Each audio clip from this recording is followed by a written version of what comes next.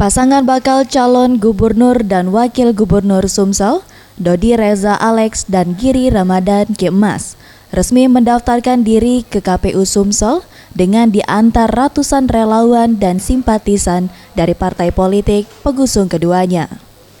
Kedua pasangan muda ini diusung 3 partai politik, Golkar, PDIP, dan PKB, dengan total 26 kursi di legislatif. Sejumlah berkas persyaratan yang diminta KPU Sumsel diserahkan keduanya kepada pimpinan KPU Sumsel untuk selanjutnya dilakukan verifikasi dari KPU dan Bawaslu Sumsel. Setelah kurang lebih 1 jam, berkas keduanya dinyatakan lengkap. Ditemui usai melakukan pendaftaran, bakal calon gubernur Sumsel, Dodi Reza Alex mengatakan setelah berkasnya dinyatakan lengkap, selanjutnya ia dan pasangannya Giri Ramanda Kemas melakukan persiapan untuk menjalani kesehatan.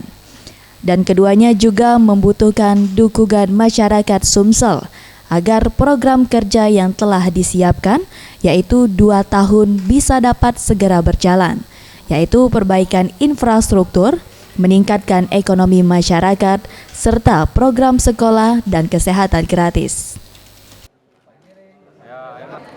Ya, alhamdulillah saya dan Pak Giri sudah menyerahkan syarat calon dan syarat pencalonan dan telah dinyatakan lengkap oleh KPU.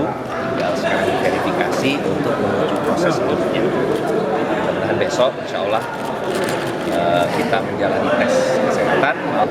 Sumatera Selatan yang melompat ke depan, ya, itu dalam tagline kita adalah 2 tahun bisa. 2 tahun bisa ini adalah salah satu dari target yang kita capai dengan beberapa poin indikator dan misi yang nanti kita jalankan.